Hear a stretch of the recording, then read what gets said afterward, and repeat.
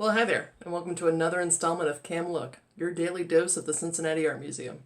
Each day, a staff member will be sharing an object from the permanent collection and posing questions for discussion. Please check back at 10 a.m. Eastern Time every day for a new work and a new chat. My name is Erin Kelley, and I am one of the art handlers in the installation department at the Cincinnati Art Museum.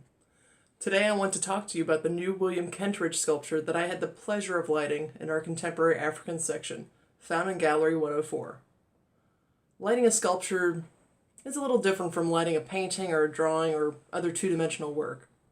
When the artwork is three-dimensional, we really have to consider where the shadows will fall and how they interact with the object. Lighting is really just a game of angles. Play the game right and the artwork looks great. If we play the game wrong, then that negatively impacts how the viewer experiences the art. So that was the first lighting iteration. We originally placed the lights right in front of the object and quickly realized that would not work. When the viewer approaches, their shadow would cast on the object. I actually drew a little mock-up to simulate what that kind of looked like. So we had to get creative. The result is having two lights almost right above the object. The second light helps diffuse and decrease the darkness and intensity of the shadow from the first light.